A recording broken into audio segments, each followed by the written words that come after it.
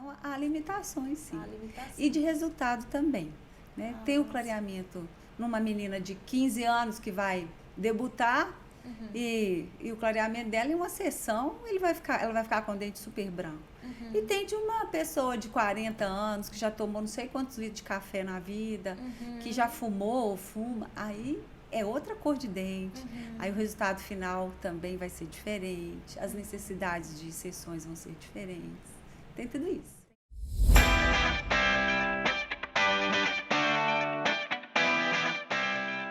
Olá, sejam muito bem-vindos ao Melhor Versão. E hoje estou recebendo aqui uma convidada muito especial. Recebo com muito carinho. Ela que é uma mulher assim muito dinâmica, uma mulher extraordinária que conhece muito sobre esse assunto que ela vai falar agora. E você que está aí assistindo essa entrevista vai ter muita informação importante que acredito eu que vai te ajudar muito aí no seu dia a dia. Eu recebo hoje a doutora Estela Cunha. Muito prazer em recebê-la aqui, doutora. Agradeço por ter aceitado o meu convite. A senhora que é cirurgiã dentista, especialista em periodontia, né? Isso, Raquel. O prazer é meu de estar aqui, minha querida. Muito bom poder compartilhar com você. Pois é, doutora. E eu sei que a senhora é uma mulher que tem muito conhecimento, né? Amém. E eu queria que a senhora contasse pra gente, pra quem não te conhece, que tá lá em casa, né, vai ver essa entrevista. A senhora é de Caratinga, me fala um pouquinho da sua história, o que a levou a escolher essa profissão. Vamos lá. Eu sou daqui, nascida na terra e fui estudar fora na adolescência e gostava da área de biomédicas. Então, em um determinado momento, eu escolhi uma profissão. A história foi longa ali no vestibular, eu fiz um ano de faculdade de Direito, mas isso faz diferença hoje na forma de eu lidar lá no consultório com os prontuários dos pacientes, por exemplo. E eu acabei entrando mesmo em odontologia, tendo passado na minha cabeça medicina e música. Ah, sim. E foi a odontologia que me pegou. Na faculdade eu gostava muito da área básica, né? E principalmente da matéria de histologia e citologia. Eu amava aquela área de ficar tentando entender as células, os tecidos, as moléculas. E aí, lá no final da faculdade, dentro da área clínica de técnicas odontológicas, eu escolhi a área de periodontia, que é a área da periferia do dente, que estuda os tecidos moles ao redor do dente, o tecido duro, que é o osso. Foi por isso que eu me interessei, e aí virei periodontista. Mas a senhora chegou a cursar biologia celular e molecular? Sim, eu fiz um estágio de 1 ano e meio na UFMG, depois que eu já era periodontista, em biologia celular e molecular. Eu estava dentro de um mestrado nessa área. Foi um momento na minha vida de muito aprendizado, porque eu estudava no tecido muscular do rato a membrana de colágeno bovino que a gente coloca no palato em uma das cirurgias que a gente faz na periodontia. Que interessante, né? Então, eu pude ver microscopicamente o que ocorre com esse material quando a gente instala isso na boca dos nossos pacientes. Doutora, e a senhora, quando o seu paciente chega lá no seu consultório, né, para fazer avaliação, que já foi previamente agendada, né, quais são, assim, os protocolos que a senhora utiliza para dar o diagnóstico para o paciente? Ah, ótima pergunta. Adoro essa palavra protocolo. Protocolo. Pessoal aí de casa, que está aí assistindo no Facebook, YouTube, quem está ouvindo Spotify. Protocolo é tudo de bom em todas as áreas da vida. Verdade. A gente tem que ter organização para a gente verdade. compreender as informações, fazer as conexões necessárias para dar um diagnóstico correto. Sim. Né? Então, a primeira coisa que o paciente faz é preencher um prontuário, um questionário de saúde. Ali, dentro daquele questionário, ele já entra para a consulta e eu já tenho um mínimo de informações pessoais e da saúde dele, necessárias para um início de conversa. Aí a segunda coisa é a gente conversar olho no olho. E ali naquelas respostas, tem algumas respostas que eu já marco porque me chama a atenção, porque são perguntas importantíssimas, que já vão clarear minha mente para aquilo que eu vou ver quando eu colocar o paciente na cadeira de boca aberta. Sim. Aí a gente já fica sabendo ali, por exemplo, se ele já usou ou não aparelho, se ele tem bruxismo ou briquismo, se ele está em algum tratamento odontológico, ele há muito tempo não vai ao dentista, qual o motivo principal que o levou ali. Dali por diante, ele vai para a cadeira e a gente fotografa esse paciente. Porque, Raquel, eu acredito que a imagem fala mais que 1000 palavras. Verdade. E ninguém consegue ver a própria boca da forma que o dentista vê. Então, a gente tem abridores fantásticos de lábio, de bochecha. A gente coloca... Hoje, os celulares, eles estão à frente das câmeras intraorais do passado, né?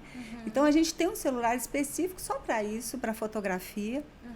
E a gente fotografa esse paciente de vários ângulos e de algumas posições básicas para depois, no final dessa consulta, ele sentar de novo a outra cadeira na mesa com o computador, poder ver as fotos e entender o que está acontecendo. Aí, na sequência, provavelmente é pedido exames de imagem, radiografia, tomografia, e esse paciente consegue, então, voltar e a gente dá para ele, num segundo momento, um planejamento. Sim. Então, o paciente olhando aquelas fotos, né, ele vai ver como que tá a boca dele. Isto. Porque a saúde começa pela boca, né, doutora? Verdade. Então, através dessas fotografias, a senhora vai conversar com ele, vai mostrando que tem na boca dele qual é o procedimento a ser realizado, o tratamento, né? Exatamente. Será realizado.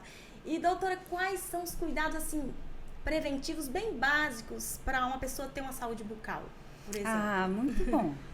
Então, a primeira grande coisa que eu gosto de ensinar, eu tenho um tempo aí de carreira, né? Nós estamos em 2023. Quantos então, anos tem? Nossa, gente, 22 anos de formada. Muito tempo. No final deste ano, se Deus quiser. Muito tempo. E nesse tempo todo, 21 anos de periodontia intensa. E a periodontia, que é tudo que está na periferia do dente, ela precisa muito que o paciente entenda de prevenção. Sim. E aí como fazer uma boa higiene bucal. Essa é a primeira coisa. A segunda é entender o que é boa higiene e qual é a frequência ideal. Então, sim, por quê? Porque a boa higiene tem muito mais a ver com a forma de fazer do que com a quantidade que vai fazer. A ferramenta tem que ser bem escolhida. Não basta somente escovar os dentes. Existe o fio dental, aonde que é que o fio dental tem que entrar. Nós temos alguns acessórios para quem precisa, tipo raspadores de língua, escovas interdentais. Então, a gente entende com a necessidade de cada paciente e a gente coloca para ele essas ferramentas e ensina para ele. A segunda coisa é ele entender que a dieta está relacionada também. Uma dieta rica em açúcar vai trazer algum prejuízo na saúde bucal. Então, fica um alerta aí, né, para as pessoas que querem ter uma saúde bucal, evitar aí, né, o doce, o açúcar. Gente, o açúcar já era. Açúcar já era. Vai trazer problema, né, doutora? Mas então, sobre essa higienização que a gente tem que fazer, né, como a senhora disse, que não é a quantidade, mas a qualidade. Tem que ser de uma forma bem eficaz, né? Isso. Seria a escovação dos dentes, por exemplo. Quantas vezes seria o ideal a gente escovar os dentes? Quantas vezes passar o fio dental? E de que forma? A senhora poderia nos explicar assim, com mais detalhes? Então, vou dar uma resposta aberta, tá bom, Raquel? Porque a gente está muito acostumado com a mídia dizer assim, por exemplo, gente, eu amo a Colgate, tá? Inclusive, tem vários produtos no meu consultório que eu já usei muitos anos da Colgate, e tem uma escova de dente que eu amo da Colgate, que é a Slim Soft, e eu a indico para todos. Mas eu vou falar de uma propaganda da Colgate que não tem muito a ver com a realidade científica. Use Colgate Total 12, fique 12 horas livre da placa bacteriana. Não, gente, não existe isso. O que então eu quero dizer com isso? Não está proibido usar a Colgate Total 12 de 12 em 12 horas. Mas o fato é que, para as bactérias da nossa boca, criar uma configuração espacial e formar uma placa de bactéria, que é uma forma plana ao redor do dente, E principalmente lá nas gretinhas, naqueles lugares difíceis da gente ir com a escova e com o fio dental, para elas se organizarem, formar uma placa, vai demorar 24 horas, desde a hora que aquele lugar estava limpinho, tá? E para essas bactérias que se formaram agora e formaram uma placa pegajosa, bem estruturada ali na periferia do dente, pertinho da gengiva, por exemplo. Para ela causar doença, ela ainda tem que ficar ali mais um pouquinho, até umas 48 horas. Isso vai variar um pouco de paciente para paciente, porque isso tem a ver com o pH da saliva, que está diretamente relacionado também com a dieta da pessoa. Né? Uma pessoa que tem uma dieta rica em açúcar vai ter um pH mais ácido e vai estar mais suscetível à cárie. Uma pessoa que tem o pH mais básico vai estar mais suscetível à formação de tártaro, né? Que são os cálculos dentais. Mas para isso, tudo aí causar uma doença, então eu vou ter que ter mais de 2 até 3 dias daquilo ali no lugar. Então, o que eu ensino para o meu paciente? Todo mundo tem uma vida corrida, né? Sim. Então, é a realidade de todo mundo, desde a criança até o mais velho, né? A gente está vivendo nessa sociedade.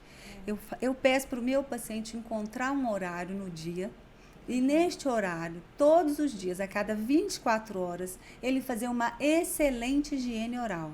Aí ele vai usar uma escova de dente adequada, com o movimento correto, a gente ensina, treina o paciente, com um produto dental adequado para ele, porque nós temos muitos produtos de pastas dentais e cada um é para isso ou para aquilo. É importante que os pacientes saibam o que ele pode usar, o que ele não pode usar, o que ele pode usar, mas com moderação, né?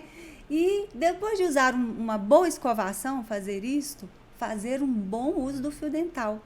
Sim. E depois do fio dental, porque, gente, se escovar o dente direitinho, o fio dental sai até limpo, conforme o jeito que você passa essa tal dessa escova que tem a ponta muito fininha e macinha. Esse jeito aí que muitas pessoas não sabem, né, doutora, ainda, como que é o jeito correto, né, de escovar. Tem movimentos circulares, que jeito que é. Tem gente que, às vezes, fala assim, eu sei, mas na hora de fazer realmente... Tem. Né? Tem uns lá que chega com o dente lustrado. Eu olho e falo assim, esse daí faz peeling na gengiva todo dia. Por quê? Pega a escova de dente e faz assim. É complicado, não pode, é o jeito. Pode, né? Também eu falo assim, não pode fazer carinho na placa bacteriana, não, senão ela vai ficar apaixonada. Ela vai grudar. Ter vigor. Tem que vibrar, sabe, Raquel? Tem que vibrar. E o movimento circular é o que mais me agrada, porque a gente colocando a escova de forma correta, a cerda vai entrar debaixo da gengiva e vai limpar essa parte que está ali na beiradinha, que é a gengiva livre. Então, essa placa bacteriana vai sair daí. E depois, com o fio dental, se tiver ficado algum restinho, o fio dental tira. Então, o paciente fica bem. E aí, no finalzinho, para arrematar, conforme o paciente, é muito bom um bochecho. E um bochecho baratinho, tá? Água oxigenada, 10 volume diluída. É mesmo, doutor? Então não precisa desses enxaguantes caríssimos aí, não? Gente. Eles são bons, mas... são bons. Já fui até lá no passado uma prescritora deles. Hoje não mais. Hoje eu prefiro ficar com soro fisiológico e água oxigenada, 10 volume diluída. Então, se a gente, em algum momento, tiver que falar de bioquímica, a gente pode explorar o porquê disso. E o fato é que, juntando essas 3 coisas, uma vez a cada 24 horas, bem realizadas, os pacientes mudam totalmente a sua relação com a higiene oral. Ele fica menos cansado de fazer, porque não tem que fazer tantas vezes. E ele, quando vai fazer, ele se dedica melhor, então fica eficaz. Isso. Aí, as demais vezes, ele faz mais rapidinho ali, para tirar o grosso. E não vai ter problema, ainda vai ficar com o hálito gostoso. Então, isso é uma dica super importante aí, né? Para quem enfrenta o mau hálito, né, doutora, por exemplo, ou talvez tenha a dor de dente. A senhora vai saber nos explicar, para quem está em casa aí, a dor de dente existe somente quando se tem uma cárie? Não, Raquel, tem dor de dente sem cárie. Sem cárie. Tem. Tem dente que dá canal sem cárie. Existe uma dor de dente causada por trauma de força mastigatória. Então, às vezes, por algum momento, ou o paciente está passando por um movimento ortodôntico, ou ele não está, não. Ele está lá, normal. Um belo dia, ele acorda de manhã com um dente latejando de dor. Essa dor tem a ver com uma pressão na periferia do dente, tão grande que todo o espaço entre a raiz do dente e o osso, o ligamento periodontal, ele fica inflamado. Ele se sente agredido mecanicamente. E isso traz dor. Existe uma dor chamada pericementite. Ela vibra assim, com muita intensidade, bem lá na pontinha da raiz do dente. Por esse tipo de coisa, excesso de força. E a gente vai, verifica com carbono, onde está o excesso do contato, remove aquele excesso com mínimos desgastes, ou com ajuste por compensação, que é aumentando outros dentes do outro lado. E aí equilibra essa balança e o paciente para de sentir a dor. Ah, sim. Doutora, sobre o bruxismo, ele pode causar essa dor também? E quais os sintomas indicam que uma pessoa tem bruxismo? E no seu consultório, na sua atividade diária, você tem um tratamento, né, para esse problema? Sim, Raquel. O bruxismo é uma hiperfunção muscular, Raquel. E o resultado dele é o ranger de dentes. Sim. Ele tem um primo, que eu falo para o paciente, que o bruxismo é primo do briquismo, que é o apertamento, é o apertar de dentes. Todos dois são involuntários. Ele é causado especialmente pelo estresse. E é uma defesa do nosso sistema nervoso central. Mais ou menos, na maioria das pessoas que são acometidas pelo bruxismo ou pelo briquismo, isso vai acontecer de noite, na hora que estiver dormindo. Na hora que a pessoa dorme, que relaxa os músculos, aí acontece involuntariamente. Nós temos, segundo a neurociência já mostra isso, né? É muito legal. Hoje a gente tem imagens de clínicas do sono que mostram o paciente, depois que ele atinge o sono profundo, ou também o chamado sono REM, né? Ele movimenta involuntariamente os arcos. E tem gente que movimenta muito, muito mesmo. Outros apertam muito. E de manhã a pessoa acorda com uma sensação que está tudo duro na bochecha. O que aconteceu comigo? Está tudo duro. A pessoa fez musculação a noite inteira com o masseter e o temporal, que são os dois músculos mais importantes aí da mastigação. Na minha lida do meu dia a dia do consultório, eu trato o bruxismo sim. Primeira coisa é a gente identificar, né? A gente consegue identificar pelo próprio relato do paciente e o dente mostra sinais, assim como também o periodonto. Né? O dente mostra faces desgastadas. Então, o canino, por exemplo, que é um dentinho pontudo, num paciente bruxista, ele está retinho, como um incisivo central, que é o dente que corta, né? Outras coisas acontecem, tipo retrações gengivais, as raízes expostas, porque essa força é dissipada para o osso. E o osso pode sofrer reabsorção com isso. E nesse sentido, a gengiva também vai embora. E aí aparece aquelas raízes todas, tem a ver. E o bruxismo traz dores de cabeça intensas, enxaquecas, né? São várias tem gente que tem a nevralgia do trigêmeo, porque vem também uma compressão aqui da articulação temporomandibular, principalmente os que apertam. Né? Então, o que é o tratamento clássico da odontologia e o melhor deles? É o ajuste oclusal e a confecção de uma placa miorrelaxante para o paciente dormir. Ajuste oclusal é ajustar os arcos. Às vezes o paciente tem que passar pela ortodontia ou não. Mas às vezes ele vai ter que reconstituir algumas pontinhas de canino ou de incisivos que foram desgastadas, cúspides. E na sequência ele precisa de uma placa rígida, que é medida de acordo com a especialidade da prótese, ela que trata desse assunto. E essa placa é feita e o paciente dorme com essa placa. Sim. Então, essa placa aí vai corrigir essa dor, vai evitar que ele tenha essa dor muscular. Ela vai, porque ela vai alongar a musculatura, à medida que ele vai ter um obstáculo aqui. Sim. E aí, quando à noite vier o resultado do estresse, que ele for apertar o músculo, ele tem um obstáculo físico na boca. Então, ele não vai fazer o apertamento, ele não vai ter o prejuízo. É muito bom. Mas lá na minha clínica, né, na clínica do periodonto, como que a gente trata o bruxismo? Só em casos mais agudos, aplicando botox ou sim. toxina botulínica, né? Porque, na verdade, o botox é o nome de uma marca, né? Mas ela foi a primeira do mercado e veio com tudo e ela acabou sendo colocada aí como se fosse o Bombril. Mas, na verdade, o Bombril é a palha de aço, né?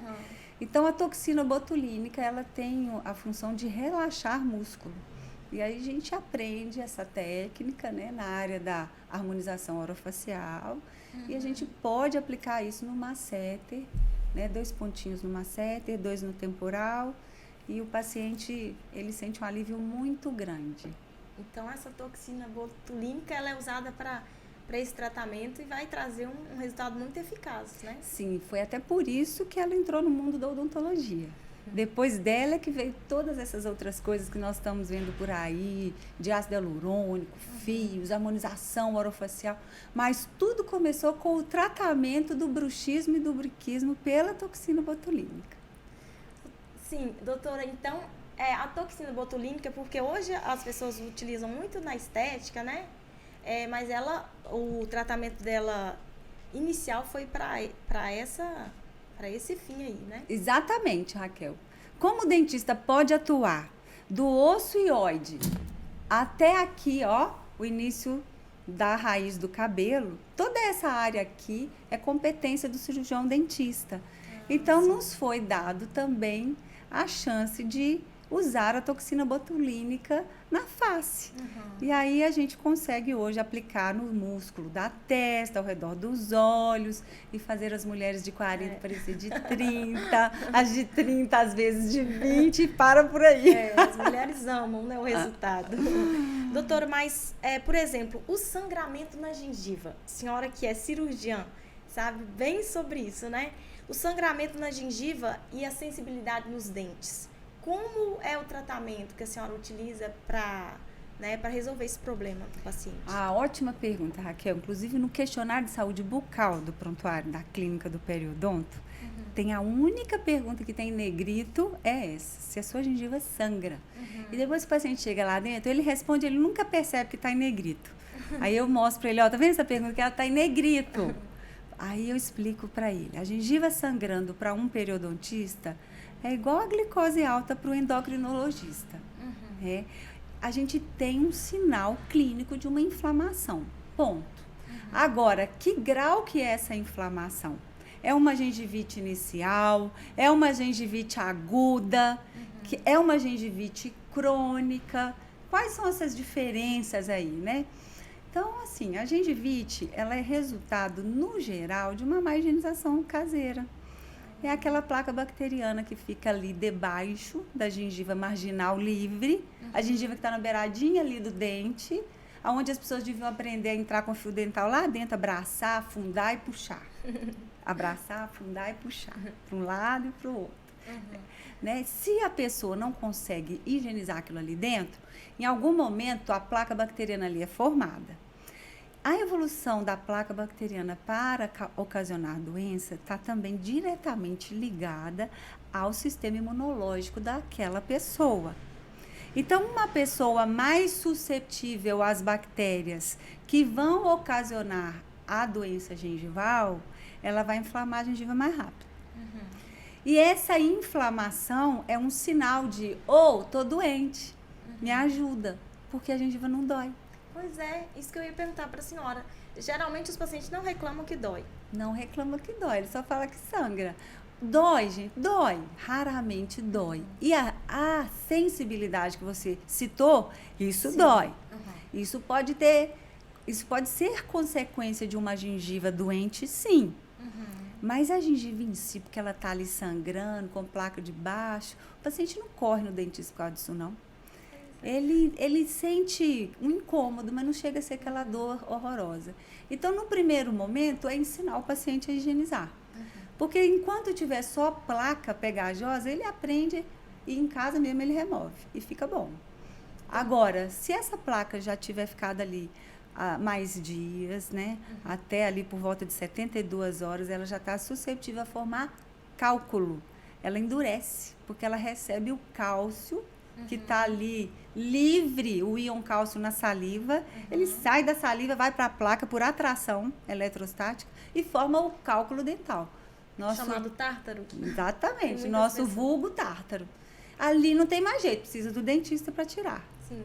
Doutor, nesse caso, então, é feita a limpeza periodontal? Né? E aí, no caso, o paciente chegou no seu consultório, você percebeu que ele está com esse tártaro, por exemplo. Essa limpeza periodontal é realizada e de quanto em quanto tempo que a senhora orienta o paciente a fazer a limpeza? Então, é assim, eu sou um pouco despadronizada, Raquel, mas o meu paciente, aquele que quer, eu falo para ele, que quer, tá? Não tô falando aquele que precisa, aquele que quer, aquele cuidado, vem a cada 6 meses. Não significa que ele vai voltar daqui 6 meses e vai precisar da limpeza. Sim. Porque se ele voltar daí a 6 meses, mas ele tiver tido uma dieta super light no sentido de corantes, não ter tomado tanto café, suco de uva, vinho tinto, tal. Se ele for um bom higienizador, talvez ele vai chegar lá e não vai precisar de nada. Mas aquele, né, que gosta de uma alimentação como que a gente fala, colorida, né? Mesmo que ele seja um bom higienizador, e né, tem um dia ou outro que a gente não está com paciência, aí a gente pode realmente ter um benefício legal a cada 6 meses de uma limpeza. Mas tem paciente que já é mais suscetível. A gente fala que são os pacientes mesmo que são fracos para aquelas bactérias. E tem paciente que vai até de 4 em 4 meses. Eu gosto que o meu paciente fique mais independente de mim. Eu não quero que ele tenha constrangimento se ele precisar de mim. Mas eu quero que ele tenha responsabilidade sobre o tratamento dele. Porque a cura, ela tem a ver com o que vai ser realizado no consultório e com a conduta dele em casa. Sim. Então, essa higienização em casa é essencial, né, doutora? Como a senhora já explicou antes, né? É o fio dental, abraçar o dente lá com o fio dental, afundar bem, né? Para ter essa placa, né? Para essa placa sumir dali e não ter esses problemas. Exatamente. Futuros, né? A prevenção é essencial. Doutora, a gengivite, a senhora falou aí anteriormente sobre a gengivite. Qual que é a diferença da gengivite e a periodontite? Ótimo. Periodontite é um tipo de evolução da gengivite. Então, a palavra ite, ela tem a ver com inflamação, né? Quando eu tenho uma gastrite, eu tenho uma inflamação gástrica. Se eu tenho uma conjuntivite, eu tenho inflamação da conjuntiva do olho. Então, se eu tenho uma gengivite, eu tenho inflamação da gengiva, que pode ser resolvida com hábitos caseiros de higienização ou como uma limpeza bem feita em consultório. Sim. Mas se essa placa bacteriana que está ali já calcificou, virou tártaro, mas ainda continua tendo bactéria viva ali debaixo. Essas bactérias vão tentando aprofundar, entrar mais no organismo. E elas atingirem o ligamento periodontal e ficar entre a raiz do dente e o osso que segura essa raiz, elas começam a destruir o osso. Essa bactéria, ela não gosta de dente, ela gosta de osso. Aí vem a periodontite, que é a inflamação do periodonto. Tudo que está na periferia do dente vai ser prejudicado. O ligamento periodontal, o cemento, que é uma substância que tem sobre a raiz do dente, o osso alveolar, que é o osso ali ao redor do dente. Né? Nós temos aí um tecido acima do osso, que é o tecido conjuntivo, o tecido de proteção, que é o epitélio. Então, vai todo mundo ficar inflamado. No caso da periodontite. Aí, nesse caso, já vai ter que ter uma intervenção, talvez até cirúrgica, né, doutora? Pode sim. Começa pelas raspagens subgengivais, que são menos agressivas, para a gente tentar curetar e eliminar aquelas bactérias dali. Mas conforme o nível de profundidade que elas chegaram, aí tem que abrir o campo, né, e fazer as cirurgias para remover essas placas aí e realmente desinfectar a região. E quais cirurgias que a senhora faz nesse caso, quando é necessário, né? Então, tem desde a gengivectomia, que é uma cirurgia que remove excesso de gengiva, a cirurgias retalhos. São as cirurgias, né, de nome clássico, onde a gente abre uma gengiva e descola do osso em todo um segmento. Por exemplo, o segmento anterior superior, de canino a canino. Abre toda a gengiva do lado de fora e do lado de dentro. Aí o cirurgião periodontista, ele enxerga tudo a olho nu. O osso, a raiz. Aí nós temos as curetas, a gente raspa, depois dá ponto, sutura, coloca um curativo. E o paciente vai para casa, fica aí uma semana, volta, tira os pontos e volta e coloca o segundo curativo. Sim, como é esse pós-cirúrgico, por exemplo, né? Como que a senhora trata esse pós-cirúrgico? Então, é assim, exatamente isso. Ele faz a cirurgia em uma semana. Essa cirurgia, em uma semana, se o paciente estiver bem, ele deve voltar só em uma semana para remover os pontos. Se ele estiver se sentindo mal, tá sentindo um desconforto, tem afta aqui, ele vai comunicar com a gente tem um trabalho ali intenso de comunicação com o paciente, para ele voltar antes para fazer sessões de laser. A gente usa o laser de baixa potência, né? A luz principal que eu uso nesse caso é a infravermelha e a vermelha. Para quem entende um pouquinho, são luzes que vão atuar mais na periferia. E assim a gente ajuda a acelerar o processo de cicatrização e diminuir dor também. Diminuir a dor do paciente. Que bacana. Então, a laser terapia a senhora utiliza? Exatamente.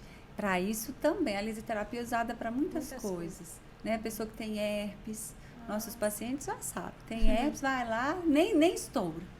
Tem a luzinha específica, muito bom. Para afta, excelente. Para contração muscular excessiva também, dá para fazer relaxamento. Para quem tem uma crise aguda de estresse assim da articulação temporomandibular. É bem legal. Usado? Olha, que interessante, né? Que bom que a tecnologia, né, concedeu essa bênção que é aí para ajudar as pessoas, né? Exatamente, é verdade. Terapia. Doutora, sobre o clareamento, porque muitas pessoas, né, têm vontade de ter os dentes branquinhos, né? E recorrem ao clareamento. Existe alguma, assim, alguma pessoa que não pode fazer clareamento? Tem alguma situação assim? Tem sim. O clareamento, ele é um tratamento para quem está com saúde, para começar.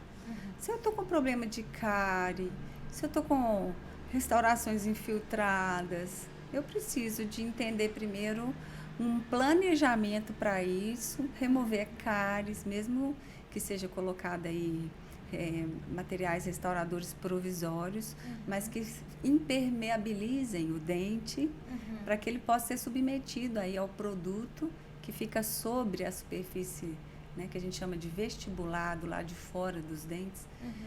A outra coisa que a pessoa que tem muitas restaurações indiretas, por exemplo, se eu tiver uma pessoa que ela tem coroas de porcelana em todos os dentes, ou em muitos, na grande maioria deles, o clareamento não vai clarear. O clareamento é para dente natural.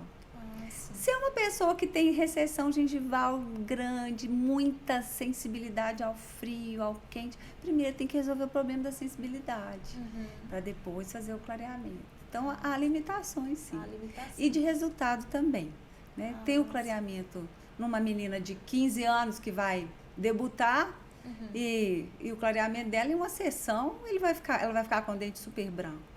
E tem de uma pessoa de 40 anos que já tomou não sei quantos litros de café na vida, que já fumou ou fuma, aí é outra cor de dente. Aí o resultado final também vai ser diferente, as necessidades de sessões vão ser diferentes. Tem tudo isso. Tem tudo isso, né? Então, o ideal é a pessoa tratar primeiro, né, a cárie, se houver uma cárie, os outros problemas bucais, para depois fazer o clareamento. Né? Gengivite, por exemplo, nem pensar. A pessoa tem que estar com a gengiva linda, com higienização ótima. Para fazer o clareamento. Exatamente. Porque o dente é muito importante na vida da gente, né, doutora? Sim. A gente tem que cuidar bem dele, né? Eu falo que os dentes são joias preciosas, né? São pérolas. Verdade. Verdade. Doutora, olha, eu gostaria de agradecer imensamente a senhora por ter aceitado o meu convite. Tenho certeza que quem está em casa, que vai ouvir essa entrevista, vai esclarecer muito para ele, vai aprender a cuidar bem dos dentes, né? Escovar direitinho. Amém. Vai entender, né, que não precisa de muitas vezes durante o dia, mas escovar com qualidade, passar o fio dental corretamente Isso vai ajudar muito na prevenção, né, de doenças. Sim, sim, Raquel. Isso é muito importante. Que bom. Tomara que essa mensagem fique bem clara aí para os ouvintes, porque é fundamental ter uma boa higiene caseira para se ter saúde bucal. Verdade. Gente, então, olha, fiquem atentos aí, cuide da sua boca, né, dos seus dentes aí, escove direitinho, siga as orientações da doutora Estela Cunha, e você vai ter uma saúde bucal, os dentes perfeitos aí, tá bom? Fiquem com Deus, que Deus abençoe vocês, muito obrigada pela sua atenção. Fiquem com Deus. Tchau, tchau. Obrigado por assistir nosso podcast. Não se esqueça de seguir nossas redes sociais. Ative o sininho do YouTube para receber mais conteúdos e vídeos e siga lá no Instagram, @Diário de Caratinga Oficial. Obrigado.